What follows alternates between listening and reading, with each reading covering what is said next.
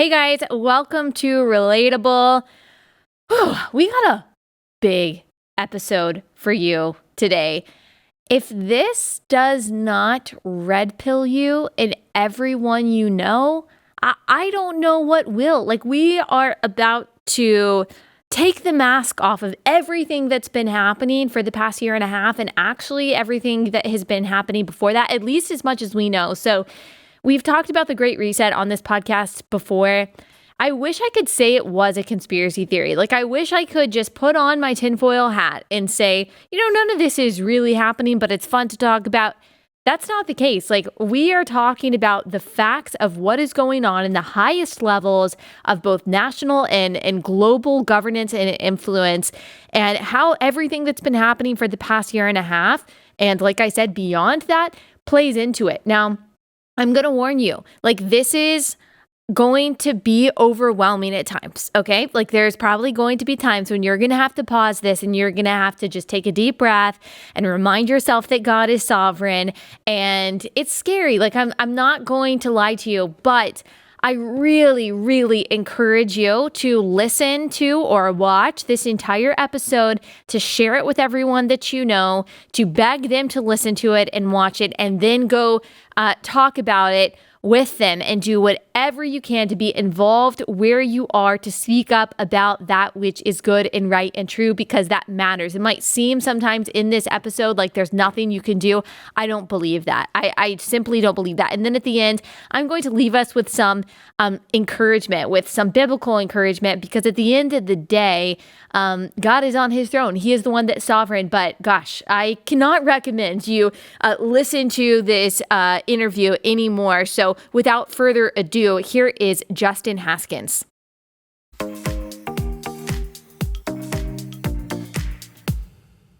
Justin, thank you so much for joining us again. Can you remind everyone who you are and what you do? Sure. My name is Justin Haskins. I am the editorial director and a research fellow at the Heartland Institute, which is a national free market think tank.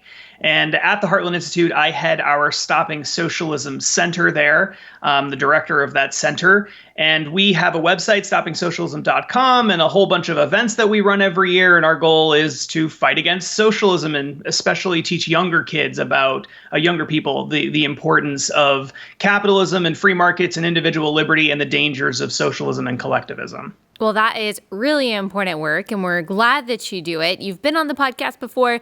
We talked about the Great Reset. We'll link to that previous episode in the description of this show, and a lot of good feedback about that show, because a lot of people didn't really know if the Great Reset was anything beyond conspiracy theory. And now, several months later, we're still talking about it. And one thing that I've seen people talk about a lot that I just don't fully understand, what is going on here, is BlackRock, and BlackRock buying a bunch of homes. So can you tell us, do those two things go together? What is BlackRock? What the heck is going on? Is it a conspiracy theory? Just break it all down for us.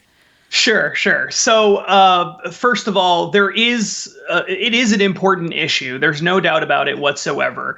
It's not about just one single company, BlackRock. For a lot of reasons, BlackRock is the one getting all of the attention. But the fact of the matter is, there's a whole bunch of corporations who are buying up property, and they're buying up a lot of middle class homes, or homes that the middle class would traditionally be interested in buying. In some cases, buying up whole developments. 15% of all homes for sale in the first quarter of this year were purchased by corporations.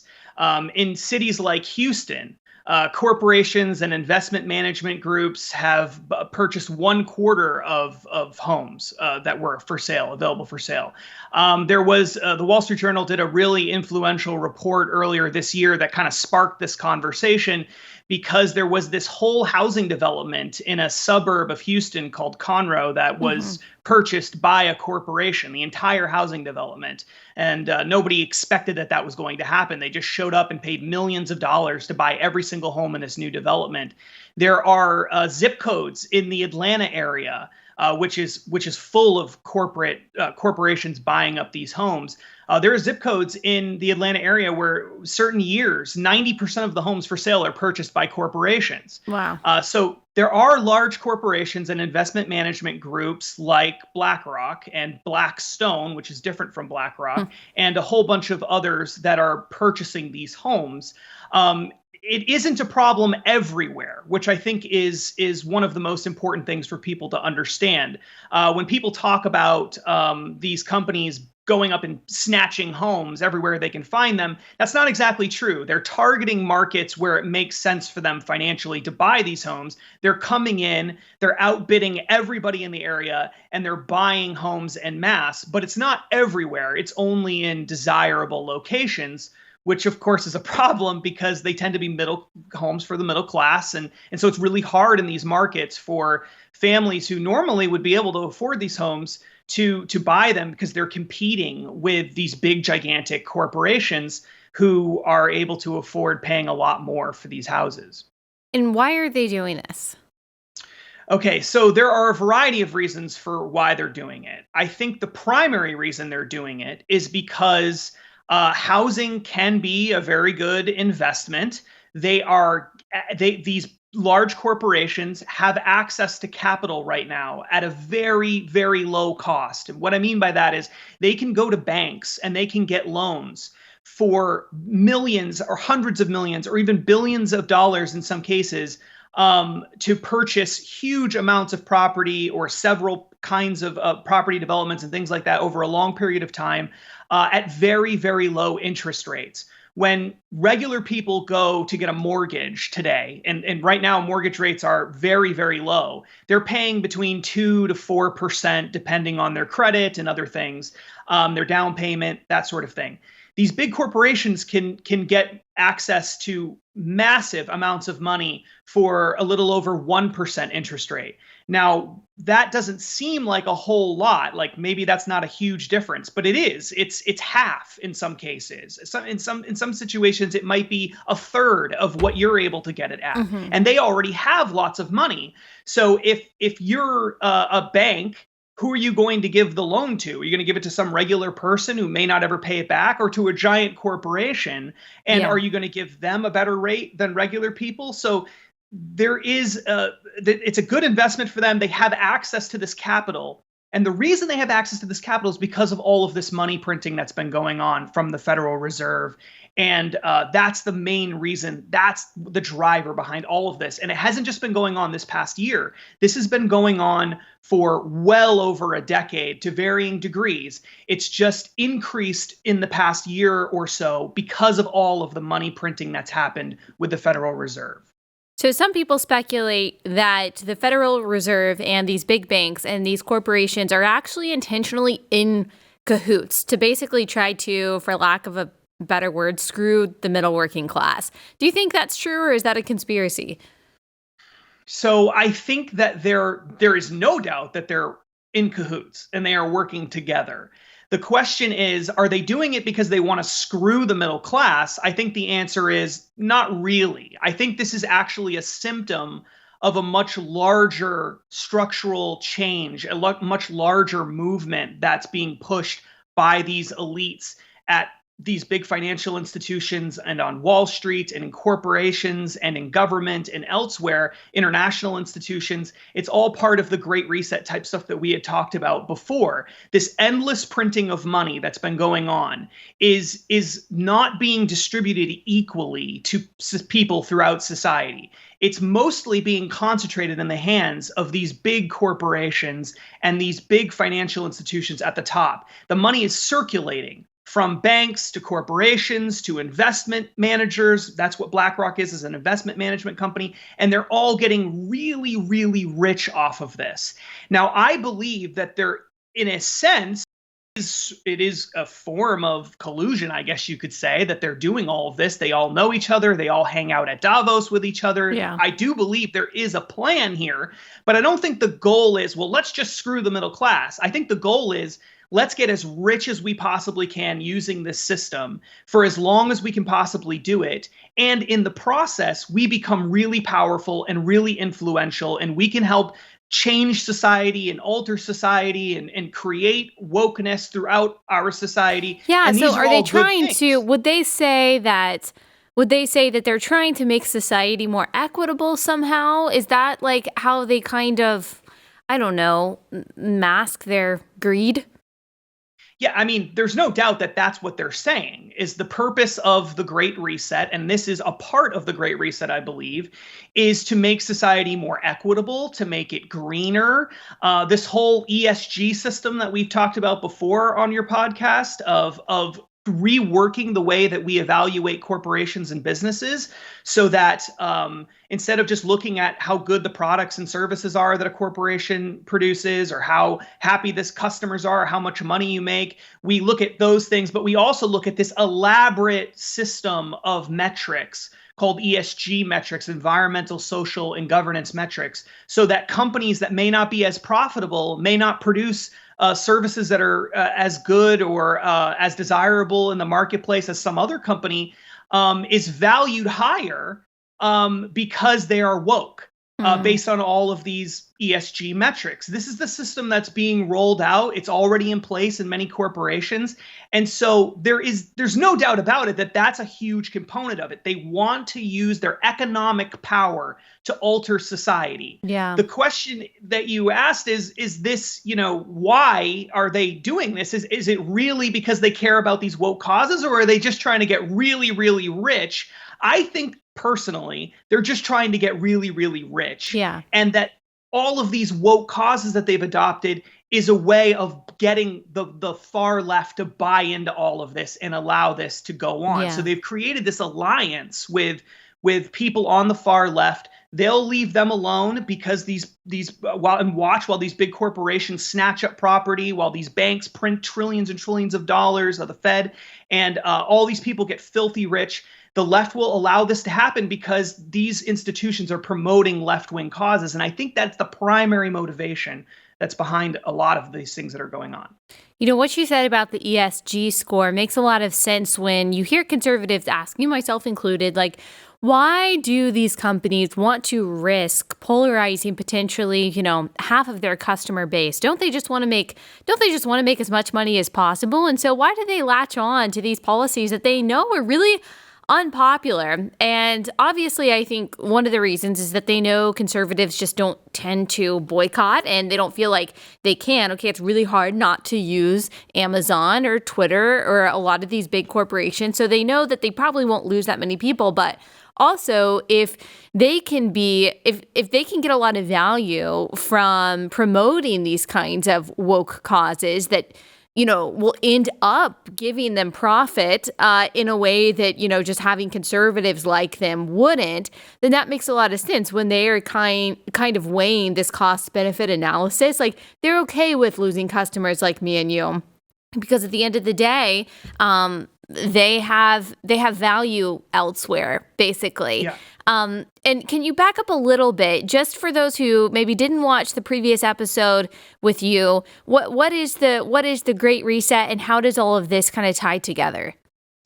Right. So the Great Reset is a slogan. It's a slogan that was created by the World Economic Forum and by a bunch of global elites that got together in 2020. They launched this in June of 2020. It was a who's who of big institutions. Heads of corporations were there. The World Economic Forum was sort of the leader of this. They're the folks that are behind the annual Davos meeting that everyone always loves to talk about. It brings in big, rich celebrities and heads of corporations and stuff every year. They can talk about how they can make the world a better place. That's held in Switzerland. Prince Charles, the Prince of Wales, the United Kingdom, was one of the co-hosts of this meeting. The head of the United Nations was there. The head of the International Monetary Fund. There were people like John Kerry and Al Gore have endorsed it. John Kerry was very open about the Great Reset and Joe Biden's support for the Great Reset, even though Joe Biden didn't necessarily come out and talk about it specifically. So what is the Great Reset? It is a movement to transform the global economy. The Great Reset is a slogan that they came up with. It means pushing the reset button on the global economy. They want to move from what they call a shareholder capitalist system, which is our sort of our modern economy to what they're calling a stakeholder capitalist system. And what they mean by stakeholder capitalist is collectivist capitalist. They want to change our market economy so that companies that are operating, banks that are operating within the economy have to put the collective before profits, before shareholders, before customers, before the quality of goods and services. And it's that manifests itself through this ESG system, right? Gotcha. The E is environment, so like climate change and air quality and all of these things. And social justice causes would be the S, and G is governance. It's like responsible governance of the actual businesses themselves. And so some of the things that they want to do, like not do business with people who engage in child labor, for example, is great. That's a good thing. Yeah, but they'll never do that because they'll never do that because that would mean excluding China. And China has to be a huge part of this, right? Well, China always gets around all of these things. Right. The rules never apply to China. But the idea behind the Great Reset is to change the Western world. They have no control over the Eastern world. The West is all that they can control. The West is the problem. Really right, exactly. And going back on what you said earlier, because what you said earlier is so important. You hit on a really important point about why would these companies go along with all of this? Why would they do this if they're going to lose and alienate all these millions of customers? Right. The reason that they're going to do it is because the massive amount of money printing that has occurred over the past decade and a half or so has created so much wealth amongst these elites and these banks and these investment management companies that they control way more money than all of the customers in America combined. To give you some sense of what's going on here, a company like BlackRock has $9 trillion in management. It manages $9 trillion worth of wealth. If you take the top 10 investment management companies in the world, like BlackRock, State Street Investments, there's a bunch of them, subsidiaries of banks, and you just take the top 10 and you add all their wealth together, it's more than $34 trillion of wealth. The entire GDP of the United States of America last year was less than $21 trillion. All consumer spending combined last year was about 12.5 to $13 trillion. So these people control way more money, way more wealth than you or I or all of the American public combined. That's how much money they have. And where did this money come from? It came largely from this money printing that's been going on with the Fed and them pumping it into these financial institutions, and then the money being circulated around these big fat cat Wall Street firms and hedge funds and banks and all of these people. They're all getting really, really rich, and they're taking that money and they're buying stock in these companies, and they're essentially forcing these companies to go along with it. And frankly, they're fine with going along with all this ESG score stuff, this woke stuff, everything else, because they're all getting rich too, all the heads of these corporations. So the reason they're going along with it, and the reason they don't care about boycotts from people like us, is because even if every single American boycotted companies, we still don't have anywhere near as much wealth as these elites at BlackRock and places like that. So how does this play out then? Like, explain it to us like we're five, to take a quote from Michael Scott about this collectivist capitalism. What does it look like if these companies and if this, group gets their way? What it looks like is the transformation that would occur is you would have big, large government programs, Green New Deal, all of the things that they're trying to push in Congress right now, in America and in Europe and elsewhere in the West, right? They would have all these big, gigantic programs, an expansion of the welfare state. That would be part of it. That would be the part that deals with people who don't have any wealth. And then the other part of it would be creating this ESG system where companies are now being evaluated based largely on their devotion to left-wing causes. And the companies that refuse to go along with this, or who don't do very well on these scoring metric systems that have been created, won't get access to capital. They won't be able to get bank accounts. They won't be able to get loans. They won't be able to exist unless they comply with this system that's created by this ESG system, this ESG metric system. The whole point of the ESG system is to create a system that allows you to tell who the good companies are from the bad companies. That's the whole point of it, so that we can exclude all the people who won't play ball and include only the companies that will. And to give you some sense of just how far-reaching this is, the ESG, one of the big ESG reports that was produced about Facebook actually gave Facebook a low ESG score. And the reason they gave Facebook a low ESG score was because they said they weren't doing enough to censor people. They needed to do more to censor people.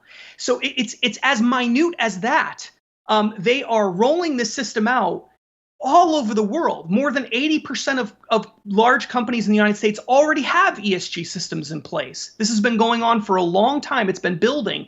And so what is the economy going to look like in 2030? It's going to be the rich are going to keep getting richer. They're going to use that wealth to buy more stock, more power over these companies, force them to become even woker than they are today. They're going to use that wealth to buy up property, and they're going to turn our society into a renter society where we're all dependent on these big corporations for virtually everything. And they're going to use the financial system to kill all of the industries and companies that they don't like.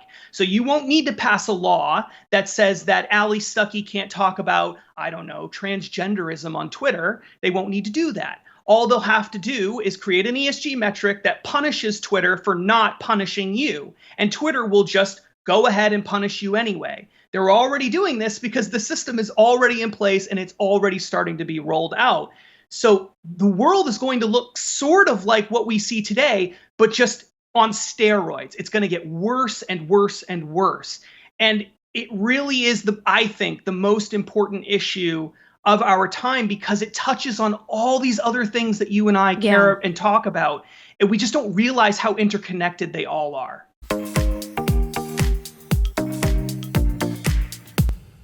All right, a really bad habit that I have, and that I think probably a lot of millennials have, is forgetting to cancel my subscriptions and then accidentally paying money that I shouldn't be paying for a service that I don't use anymore. And you probably have at least been in this situation once, and you're like, I can't believe I wasted that money, but there's nothing I can do about it now. That is why Truebill exists. Truebill is an app that helps you identify and stop paying for subscriptions that you don't need, want, or simply forgot about. On average, people save up to $720 a year using Truebill. So this tells me that this is a problem that not only I have. Because companies make subscriptions hard to cancel, Truebill makes it incredibly simple. All you have to do is link your account, and Truebill will cancel your unwanted subscriptions in one tap. Your Truebill concierge is there when you need them to cancel unwanted subscriptions, so you don't have to. Truebill has over 2 million users and helped them save over $100 million combined. That's amazing. This person, Matthew B., says, in a matter of seconds, I saved $660 for the year on my DirecTV bill, saved $120 for the year on my Sirius XM bill, saved $840 a year on car insurance. So don't fall for subscription scams. Save money. Start canceling today at Truebill.com/Allie. Go right now to Truebill.com/Allie. It could save you hundreds of dollars at Truebill.com/Allie.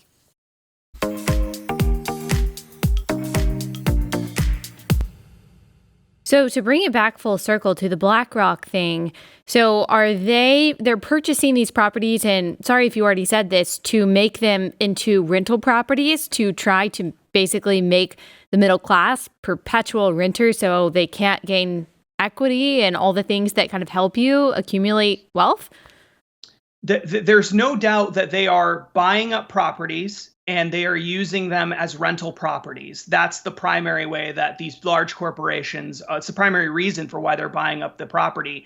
The motivation is partly, I mean, we're now kind of speculating what their motivation is, right? It's very possible that that is a big component of it, is we just want to consolidate wealth, consolidate power, and make everybody dependent on the ruling class because we know better than everybody else. There's no doubt that I think that there's a component of that going on. I also think that there's a strong financial motivation for this, though, because they know that the Fed is printing so much money, and we're talking trillions and trillions of dollars more than they printed back in the 2008 financial crisis, trillions and trillions of dollars more than then. They know that the Fed is printing so much money that the dollar is eventually going to have to be phased out, and probably some kind of digital currency is going to have to be bought in.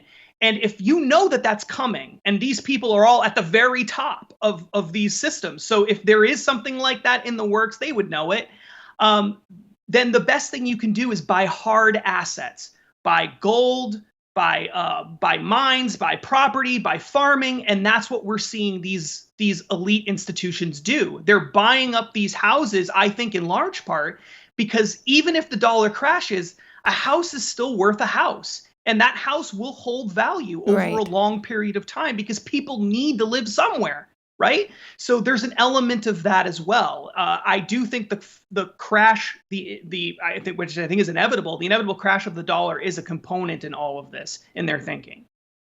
Does this have anything to do with the fact, just connecting all of the crazy dots out there, but that seem to actually be connected in some way? Does this have anything to do with Bill Gates owning the most farmland of anyone in the United States? Does that have anything to do with any of this, or is that separate? Well, my guess is that it has everything to do with it. I think it absolutely is connected. I would argue almost everything that happens is in some way related to this. This is a fundamental transformation of our society.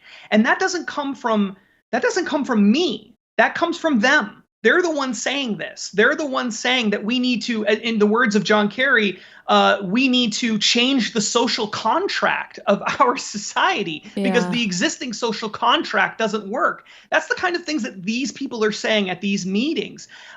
Prince Charles said that COVID-19, the pandemic, was a golden opportunity to change society. They are very clear that this is a total transformation of society. And as far as Bill Gates goes, Mike, the head of Microsoft, as the CEO of that company, the president of that company, has been heavily involved in all of this Great Reset stuff. Microsoft has been deeply connected to the World Economic Forum, which is leading the charge on this whole Great Reset movement. I have no doubt that Bill Gates, at the very least, knows this is where everything is heading and knows that the best thing that he can do to make sure that he maintains his wealth in the future is to buy up hard assets, buy up land, because land will always be worth something because people need land, they need food to eat, and they need a place to live. So land will always be valuable. So he's purchasing it up. You also have the federal government talking about restricting land ownership pretty dramatically.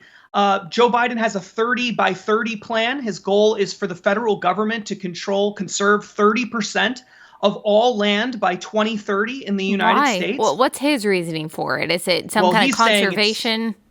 Exactly. He's saying it's for environmental reasons. But I think that the reason is they're putting a squeeze on everybody except for the people who are the elites. See, the elites know all this is coming, so they have time to put their money in land, to put their money in housing developments, to put their money in the assets that are going to hold its value. Meanwhile, regular people have no clue that any of this stuff is going on. I had no clue any of this stuff was going on until about a year and a half ago when I started seeing crazy quotes from people at the World Economic Forum and I started looking into it. The average person has no clue what's happening. These people are all setting themselves up for the next phase. And I know that this is the case because they're the ones saying that they're doing all of this, and their actions are speaking louder than their words. Now, how does China come into play here? Because obviously, if we lived in any kind of sane world, their ESG score would be very low. We know them to be tyrannical. We know them to perpetuate all kinds of human rights abuses, not just in China, but also in how they're, colonizing places in Africa and in South America. Just one of the most destructive regimes in the world. And yet I can't see Bill Gates or any of these major corporations doing anything to punish China. As you said, it's really the West and America that they see as the real problem. So how did they come into play here? Do they like this plan? Do they benefit from something like this? Yeah, that's a really, really important question. I think they absolutely benefit from this system, but not in the way that people in the West are benefiting from this system. What China wants more than anything, and by and people again, in the West benefiting from the system, you're talking about the corporations and the rich people. Right. You're not talking about exactly. you and me. The global elites in the West benefit from this system. Right. Regular people get totally screwed by it. Yeah. China benefits from this system not because they're going to be able to, participate in it the same way that people like John Kerry are participating in it. The reason they benefit from it is because I think they know that this system is going to collapse the West. And what it's doing is it's creating an infrastructure to control society through corporations. That's what this whole ESG system is designed to do. And you're using the financial system in order to make this all run. If you think of the Great Reset as a machine, the machine runs on all of this printed cash, right? Well, and these corporations will do anything to get this money. And these investment firms are forcing them to go along with it using this money that's being printed. Well, what happens when the money stops becoming as valuable as it is right now? What happens if the dollar does collapse? Maybe it never does, but what happens if it does collapse? Well, then the system, the machine still exists. The infrastructure is still there to control society. But a power vacuum now exists. These corporations need money. They need money to keep operating. They will go anywhere where there's real wealth. And guess who has lots of real wealth? Guess who's buying lots of assets? Guess who's purchasing gigantic mines and buying gold and taking dollars and building whole new infrastructure in places like Africa, like you described, and all over the East through the Belt and Road Initiative and all these things? It's China. So China can easily step into the void here when this whole system inevitably comes crashing down and use the Great Reset infrastructure that's being built now to force companies to do what it wants. It doesn't, these corporations, they have no allegiance to America. They don't care. They've already shipped jobs and money overseas to China and places like that. They've been doing it for years. All they want is to keep the money flowing in. The other thing that China can do is actually buy stock in these companies. There's nothing stopping them from buying up companies through the stock market. They're going to do that too. So in that way, I think China is benefiting from this. From the perspective of these elites in the West, however, I think they believe, and if you listen to them talk, in fact, Joe Biden's been one of the clearest people on this point. They believe that the transformation of society that they're pushing is essential to battle China, because they believe that the Chinese model of essentially markets mixed with authoritarianism is impossible to compete with if you have a free market economy. The only way to compete with it is to move more in the direction of China and then maybe back it off a little bit before you get to, throwing people into concentration camps. And that's what this Great Reset is. I believe it is a competing system designed to try to beat China at its own game. And in reality, I don't think it's possible. I think they're going to lose. And I think they're handing China the greatest economic weapon of all time in building this gigantic infrastructure that can easily be controlled. I know we're getting really far in the weeds here. No, this is good. I mean, this covers the things that we talk about. And by saying, when you say, I think that they're going to lose, you're talking about, the Davos people. You're talking about them losing, but you're talking about them not losing and things getting better, but losing to China, right? That's right. And what would that loss then look like? Because I agree with you. You can't move in the direction of authoritarianism and then back off, because people in power never do that. By the way, they don't surrender power willingly and then say, okay, now, we're back to regular capitalism, individualism, and all of that. So if they do go that direction and they do lose to China, what does that look like?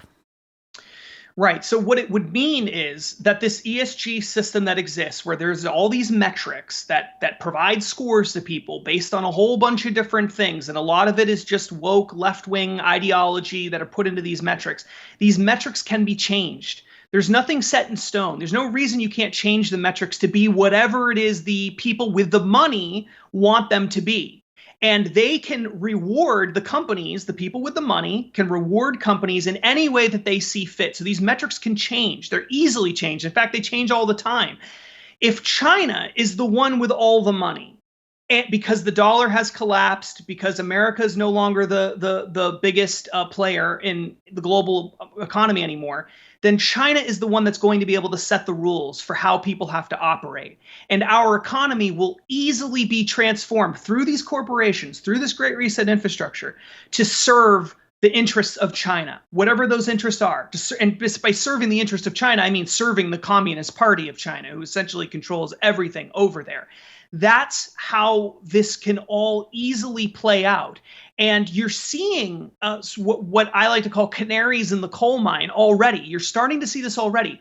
Hollywood caters to China already. They change their movie advertisements, they alter movies, they do all sorts of things to make the Chinese government happy. We saw earlier this year, John Cena, an actor, apologize for offending China. LeBron James, the NBA. For just saying, I think John Cena just said something about Taiwan. Right. I'm pretty sure that was...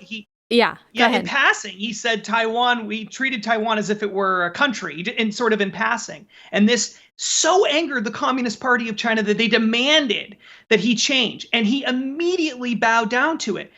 Again, the NBA, LeBron James, all of these people, similar circumstances have happened with them where they've already done this. The head of Nike has recently come out and basically said that, we're our values align perfectly with, or not perfectly, but our values align with China's values. I mean, this is already starting to happen. The reason they're doing it is because China's got the money. They know that. If our system collapses because we're printing ourselves into oblivion and just spending reckless amounts of money, and I think that it will inevitably happen. The elites don't, but I think that it will happen. Then China will become more powerful than ever and will be able to use that money to force our corporations and our businesses to go along with whatever China wants, because they're going to be the ones with the real wealth. Yeah. So what will the world look like? This might sound to a lot of people like, well, how could this ever happen? Why would America ever do what China wants? I think people need to understand the world has been doing what America wants for a very, very long time.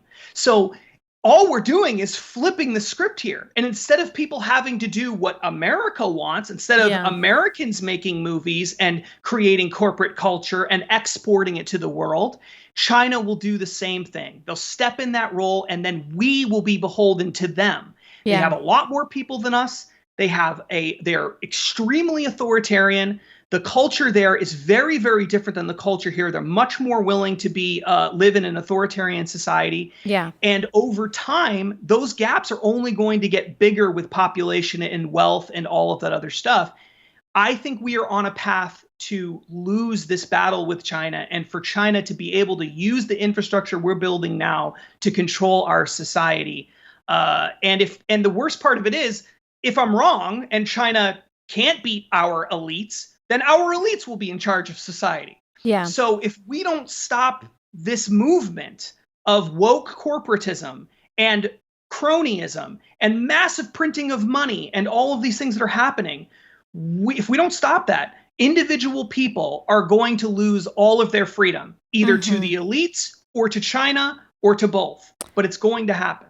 Yes, and I want to ask you more about that, how we stop that. But I first want to ask you about how a couple other things play into everything we're talking about. Well, first, let me say that we've talked about on this show before that there's always going to be a world superpower. Like, you've heard a lot especially the past year and a half, people who, read Howard Zinn's A People's History of America, and they think that they really know that America is this bad, awful place, and they're actually okay with America not being the great superpower anymore because America doesn't deserve it, because we're so racist and awful. And actually, you saw this a lot in Barack Obama's presidency.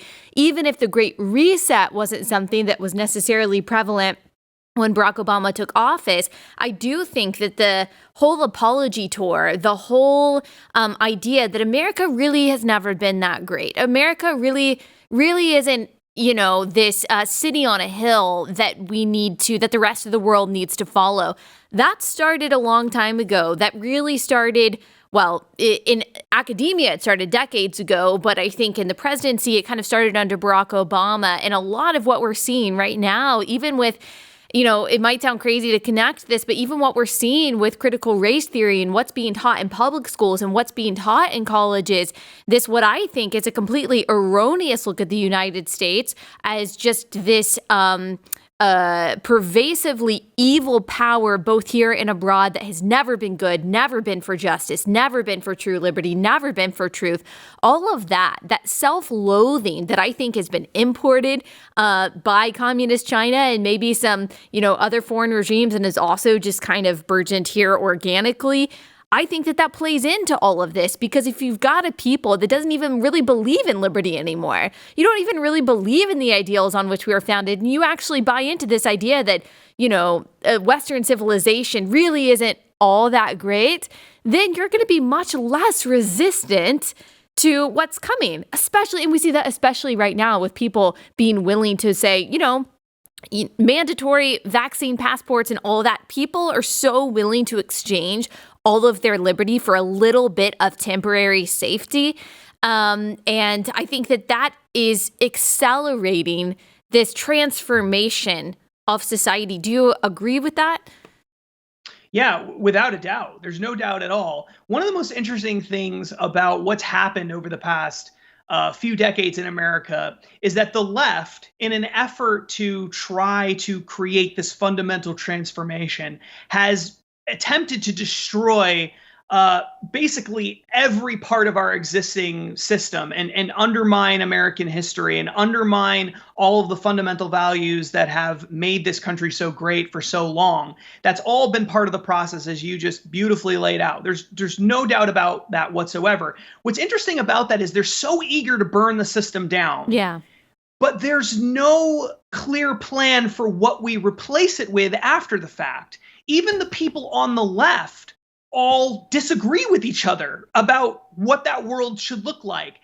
In other words, there are lots of left-wing feminists who don't agree with a lot of what the LGBTQ plus community wants to do, right?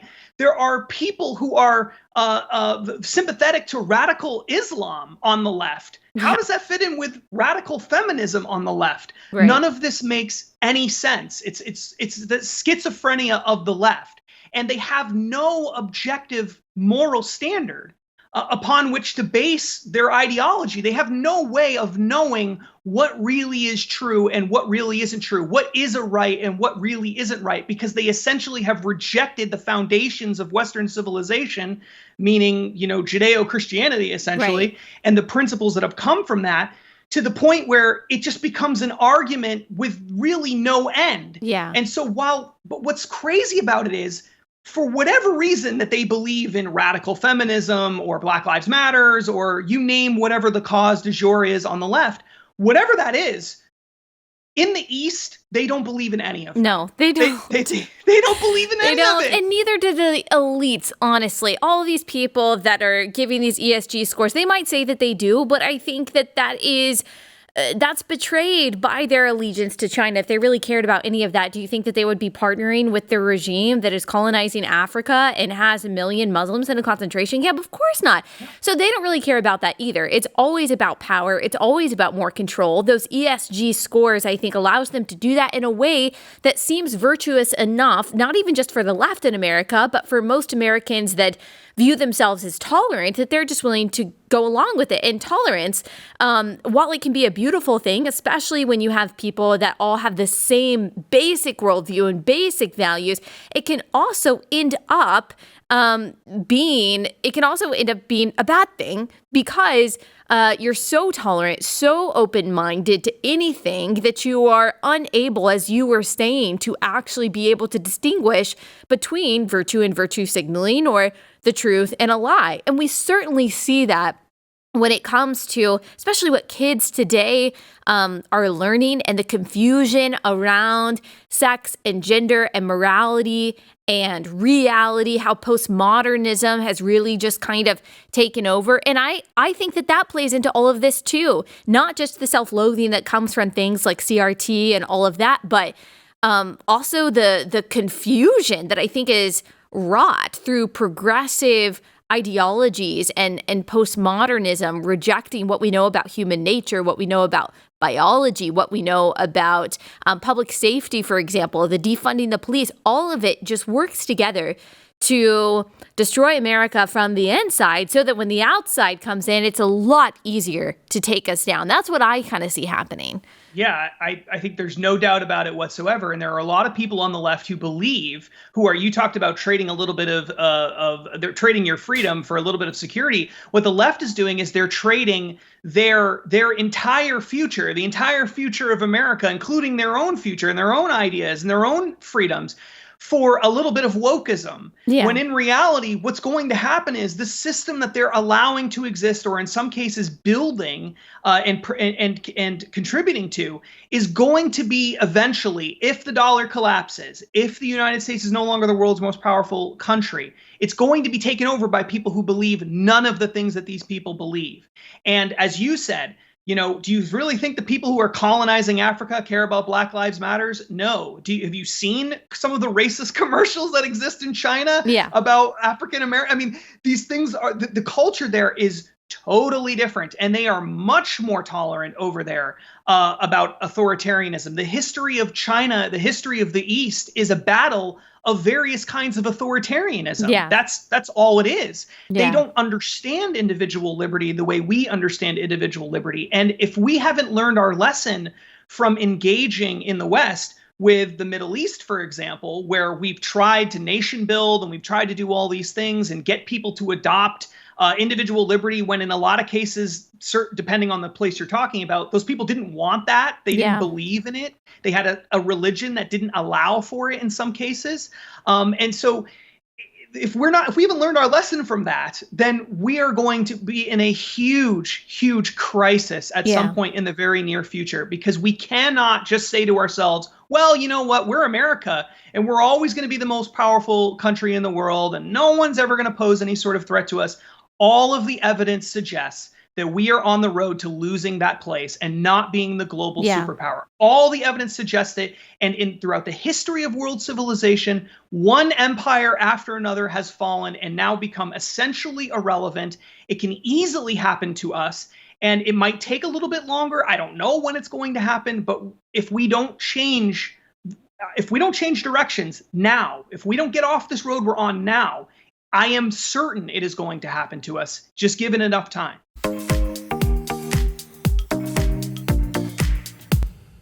Okay, guys, you know what time it is. It's time to talk about Good Ranchers. So you've been thinking about purchasing Good Ranchers because you've heard me talk about it every day for the past few months.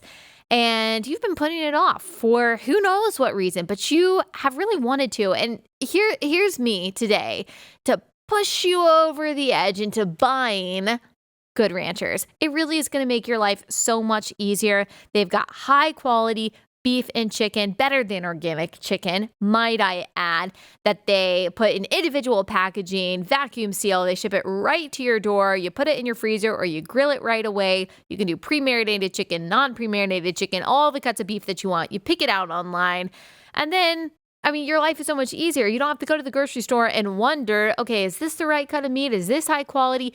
Plus 80% of the craft beef that you find in grocery stores is actually imported from overseas, but not at Good Ranchers. All of their meat is 100% American, coming from American farmers. If that's something that you care about, which I personally believe that you should, then Good Ranchers is a great option for you. This also makes a really great gift. Like if your husband or your dad or your brother or whoever is having, a birthday coming up and they like to grill, then this is a really awesome gift for them. Also, if you subscribe, so if you want this box of meat to come every month or consistently, you can save 20% on each box. Plus, with my promo code Allie, ALLIE, or my link, goodranchers.com/Allie, you get an additional $20 off and free express shipping. So that's goodranchers.com/Allie or promo code Allie for $20 off and free express shipping.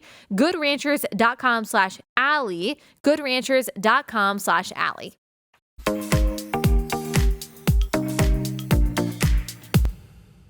And people on the progressive left, there are people who are outspoken about just not liking America, and they think, okay, well, it's fine that we're not the world superpower.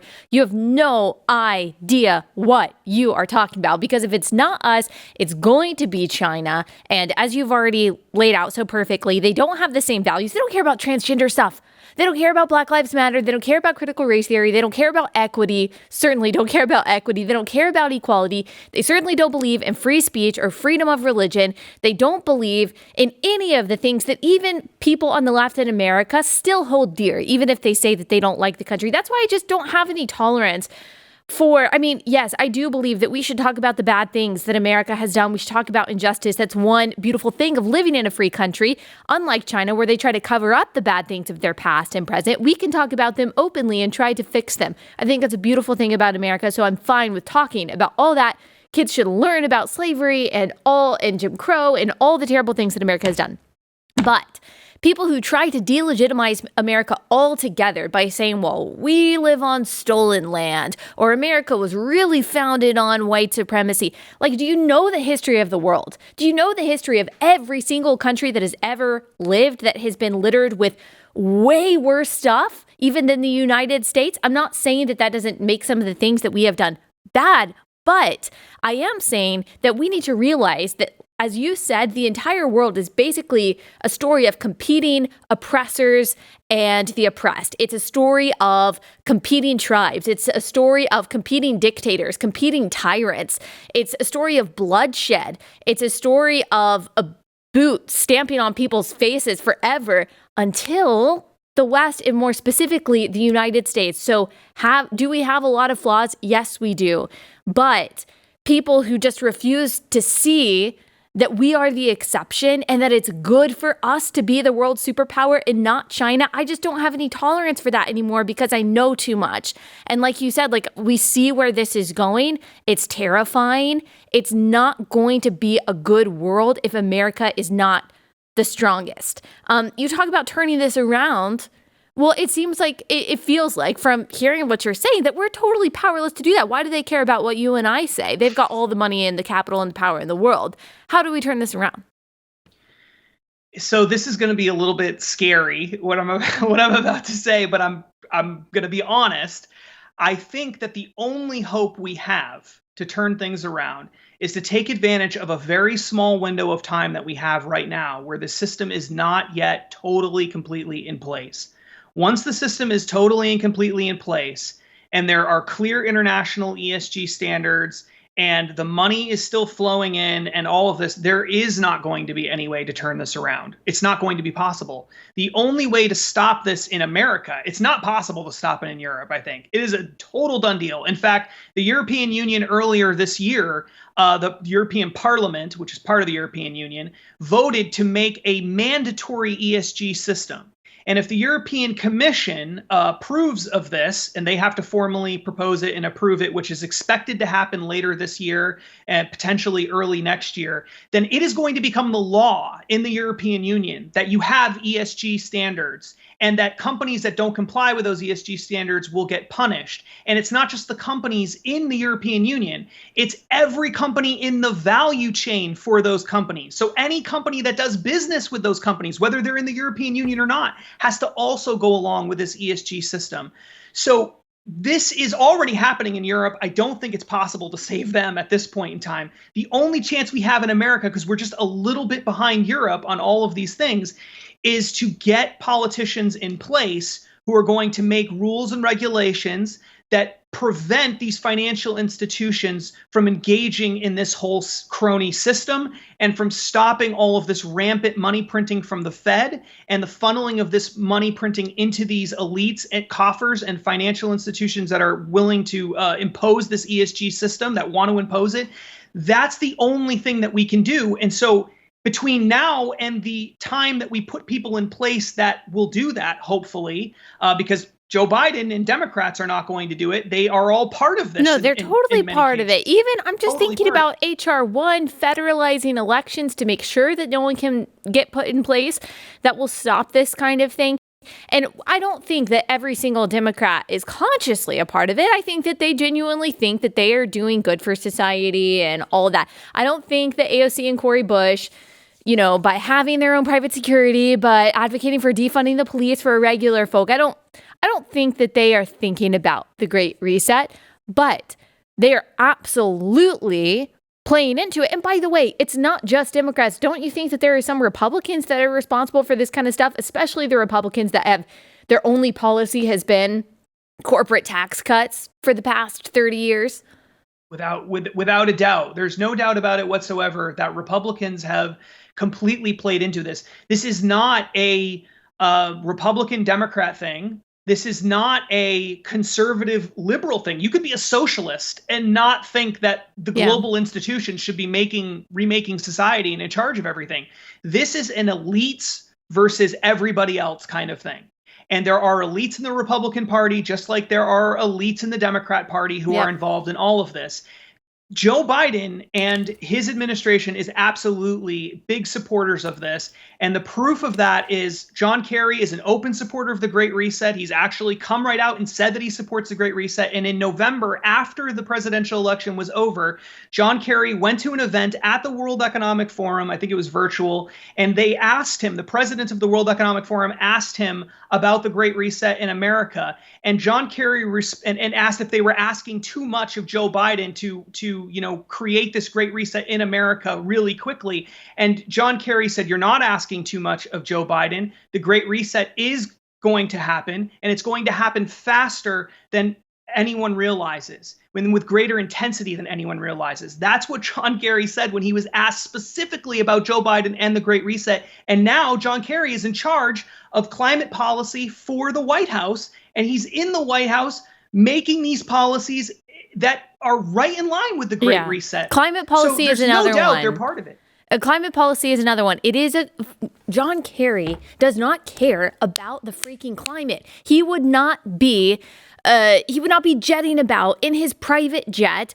Barack Obama would not have a house in Martha's Vineyard if we were really worried about the world being ruined by climate change. But they have fearmongered this so much that I think especially the younger generation sees anything done in at least ostensibly to help climate change as good. John Kerry doesn't care about this. All of these issues that the people at the top say that they care about, they don't really care about. They don't care about. And I just think the people on the right and the left are so quick to just kind of give in to every kind of social and political change that happens in the name of equity and compassion and empathy and all of that without realizing it's all about empowering people who don't care about your liberty. They don't care about your well-being. And you also see how possibly policies that advocate for the breakdown of the family, the loss of parental rights, policies that go after religious liberty, that go after religion in general.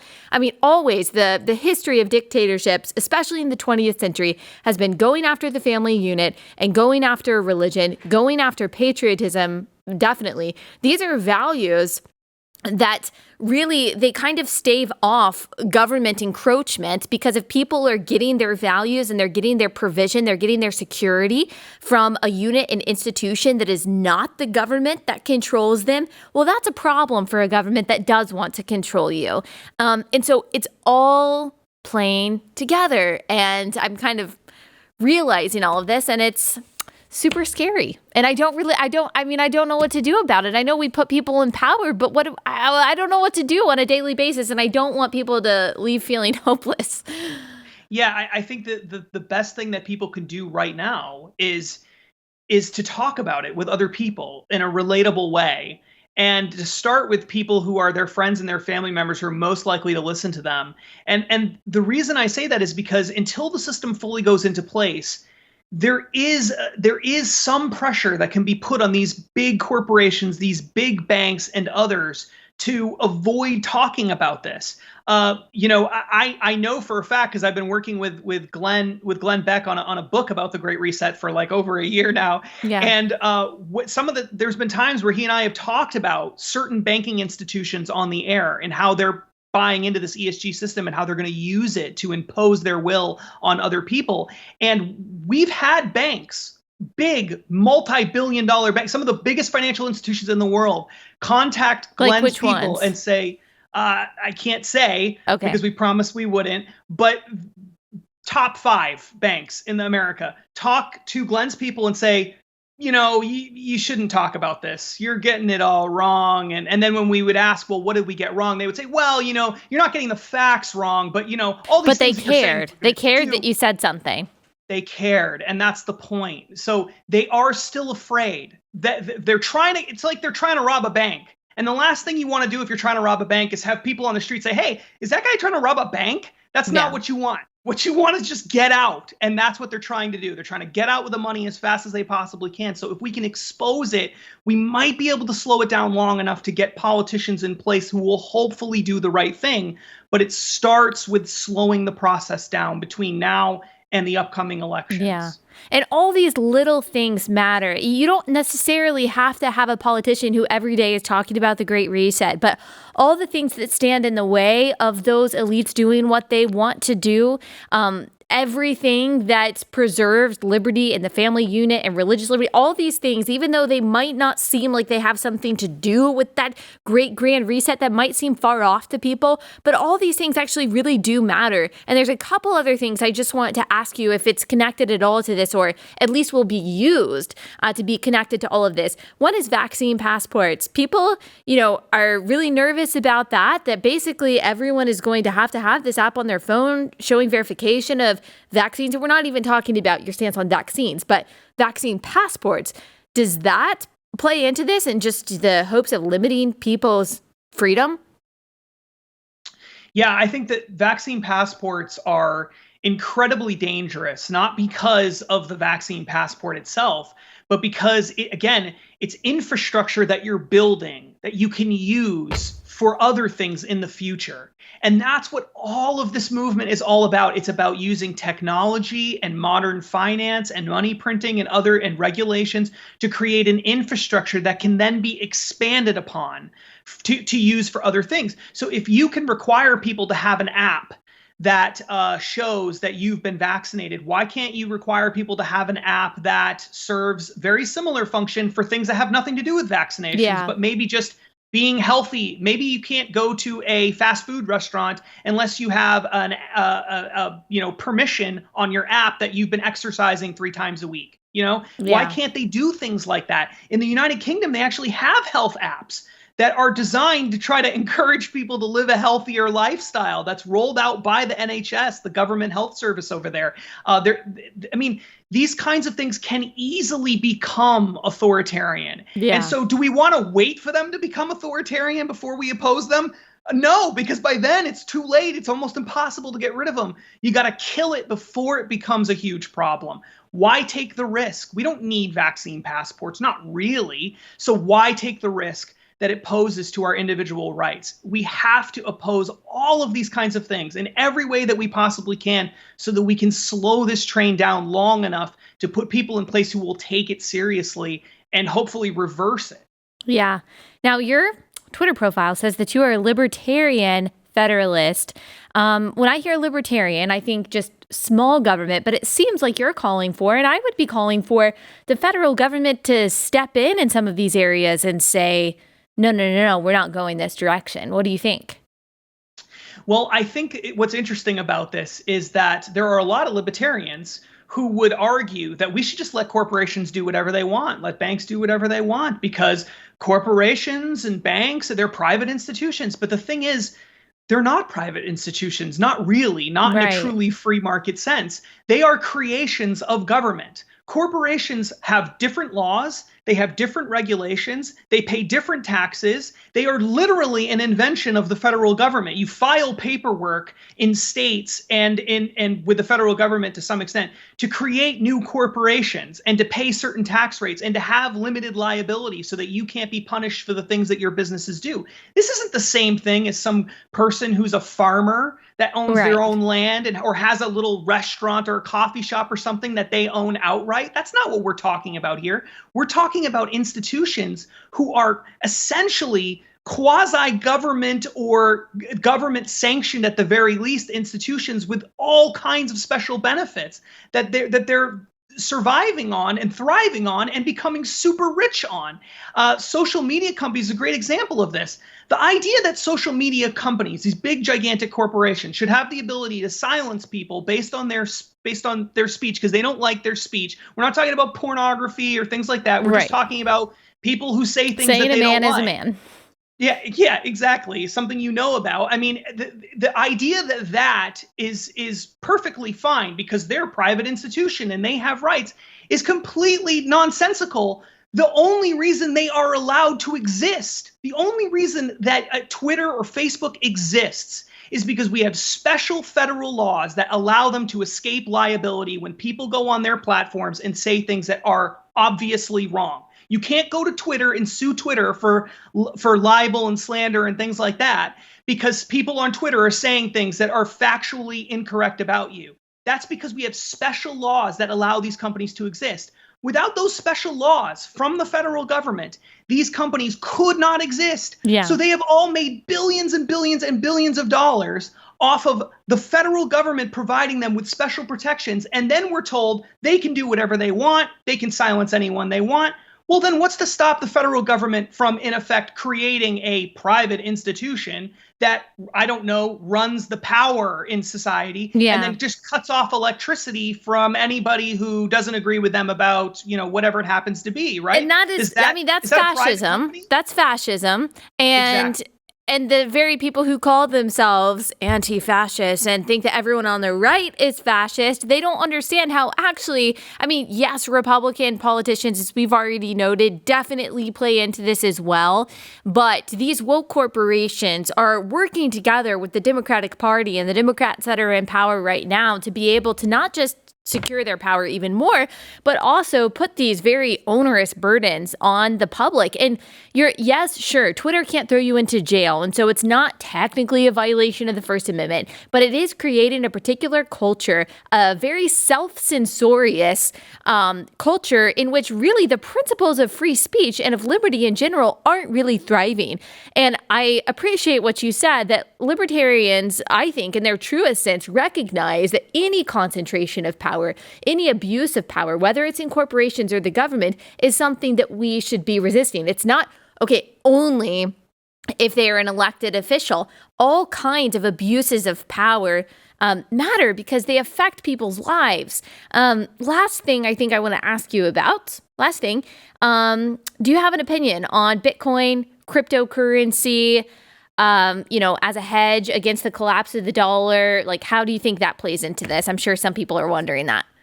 Yeah, sure. So in full transparency, I do own some Bitcoin and I do own some cryptocurrencies. I think that it's very possible that the dollar is going to collapse.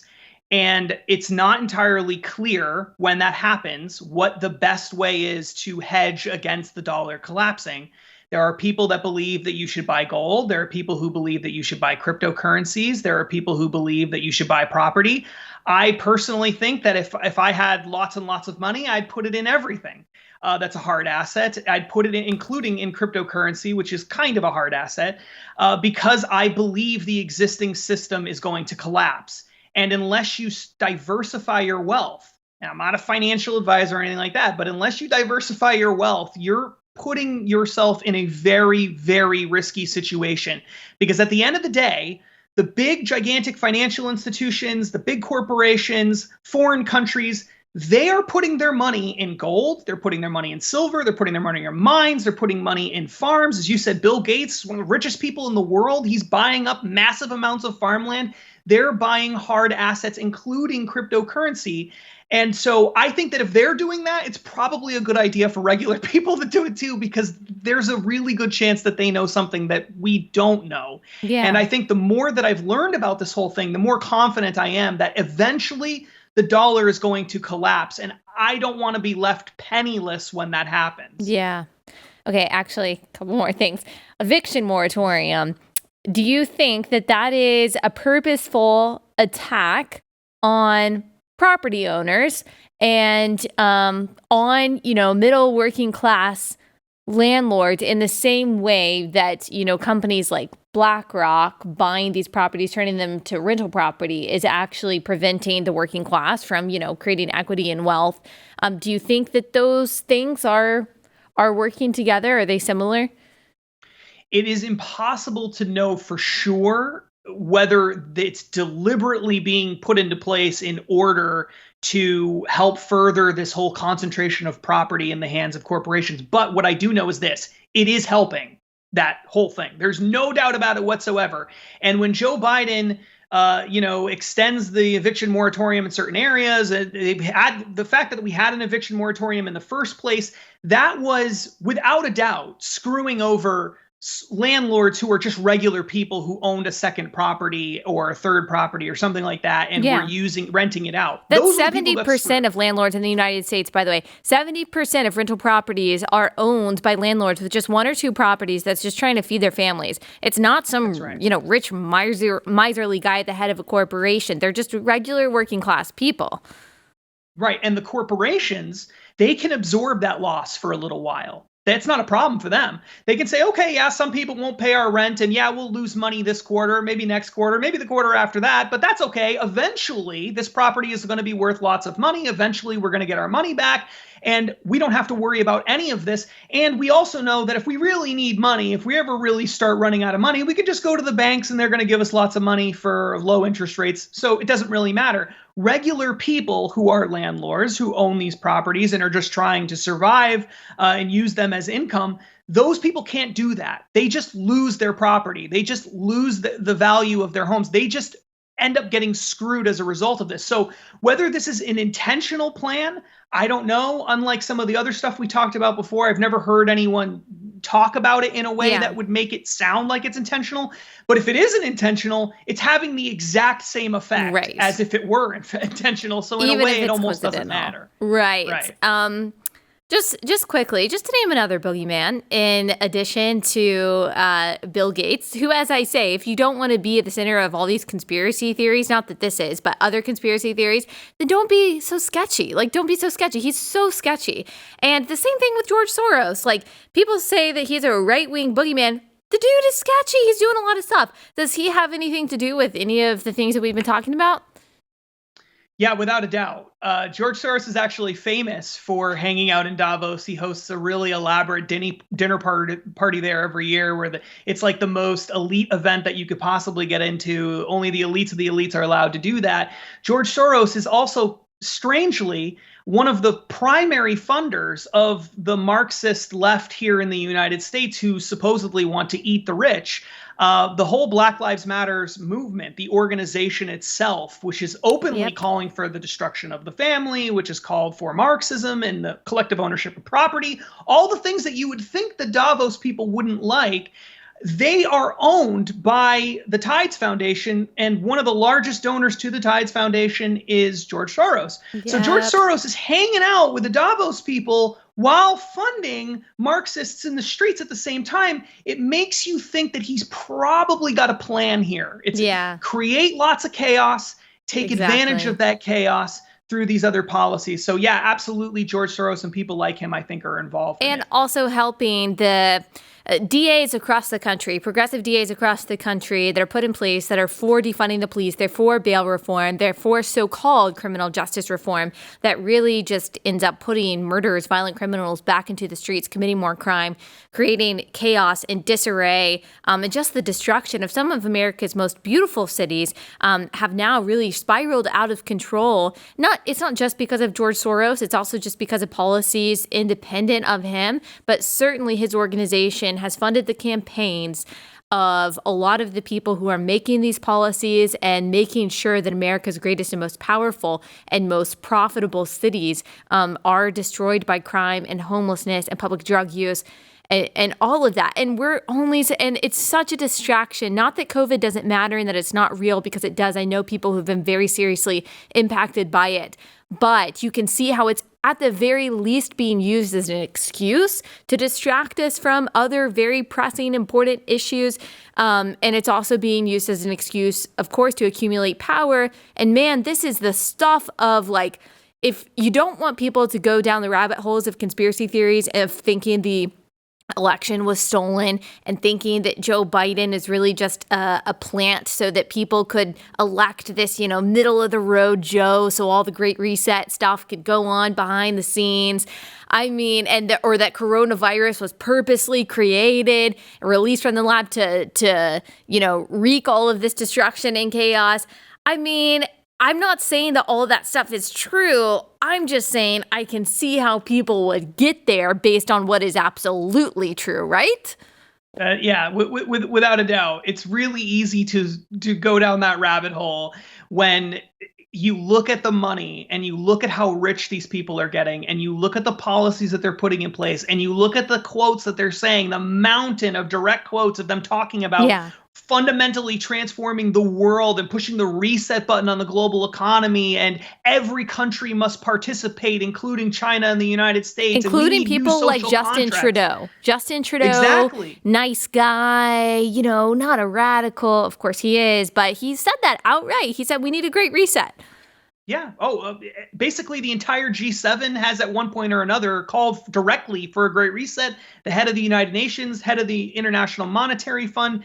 These people all these major institutions are openly talking this way. And so, yeah, it's really easy to look at those things and say, well, geez, if they're doing this, and this is just the stuff we know that they're saying, and this is just the stuff we know they're spending money on, and this is just the strategies we know about, what are the things we don't know about? Right. And it's really easy to get lost in this because the truth is, we don't know everything they're doing, and we never will know everything we're doing because people like you and I are not invited to the dinner parties with George Soros in Davos, unfortunately. We're not welcome there. So we're never going to know all of the answers, but I don't need to know more than I already know. What I already know makes it difficult to fall asleep at night. I don't want to know more than this. Right. And just knowing what we know now is enough it should be enough for people to be concerned that we have to change directions or else we're totally screwed. Yeah.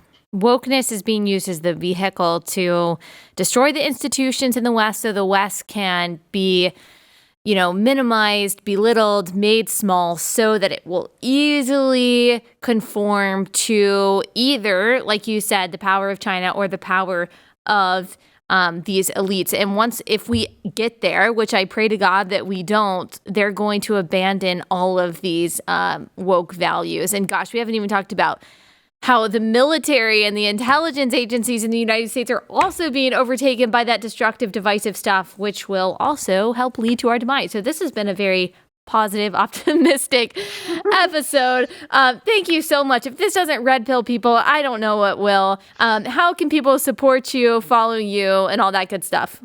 Sure. They can go to stoppingsocialism.com or follow me on social media, Justin T. Haskins, on just about everything. Facebook, Socialist, Twitter, Parler, everything that you can think of. Okay. Thanks so much, Justin.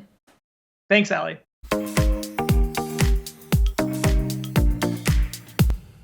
All right. I promised that I would give you guys a little bit of encouragement after that. What did I tell you? That was a big conversation. I know, but I'm reminding you that there is no power that can thwart God's ultimate sovereign will. There is nothing that can stop him from coming back and ruling in perfect justice and peace. There's nothing and no one that can stop him from exacting perfect justice. He will destroy the wicked. He will destroy the evildoer. So I'm going to read you just two segments, one from Psalm 2 and one from Psalm 37 that I want you to take in and meditate on and realize is the ultimate truth that's bigger than everything that we talked about today. So first, Psalm 2, why do the nations rage and the peoples plot in vain? The kings of the earth set themselves and the rulers take counsel together against the Lord and against his anointed, saying, let us burst their bonds apart and cast away their cords from us. But he who sits in the heavens laughs. The Lord holds them in derision. Then he will speak to them in his wrath and terrify them in his fury, saying, as for me, I have set my king on Zion, my holy hill. And so God is in charge. He laughs at the ones who think that they are in power. He is holding the people who think that they are in charge in derision. And he realizes that they don't recognize that he is ultimately in control of everything. And then here are some segments from Psalm 37, my favorite psalm. It is so calming to me and gives me so much peace. So Psalm 37, starting in verse 1, fret not yourself because of evildoers. Be not envious of wrongdoers, for they will soon fade like the grass and wither like the green herb. Trust in the Lord and do good. Dwell in the land and befriend faithfulness. Delight yourself in the Lord, and he will give you the desires of your heart. Commit your way to the Lord. Trust in him, and he will act. He will bring forth your righteousness as the light and your justice as the noonday. Be still before the Lord. Wait patiently for him. Fret not yourself over the one who prospers in his way, over the man who carries out evil devices. I could read this entire chapter. It's all relevant to what we were just talking about. I would encourage you to read on it, to meditate on it, to pray about it, to receive it as true. And remember, God's work and what he is doing doesn't always make headlines. We don't see everything that God is doing, but he is the only one that is omniscient. He's the only one that's omnipotent. He's the only one that's omnipresent. All human beings, even the most powerful and rich human beings, even the most powerful corporations, they're just finite. There is no match for God. There's no match for God. And as his children, we can rest in that. That doesn't mean that there won't be scary times. There won't be suffering that is upcoming, because I think that we know that that's true, but we can trust in him. We can hope in him. And our responsibility is not just to sit on our hands and fret. It is to obey him and to be bolder than ever in sharing the gospel and loving our neighbor as we love ourselves. And again, speaking up for that which we know is good and right and true. That's all I've got for you today. I hope that it ended on an encouraging and empowering note for you guys, and I will see you back here tomorrow.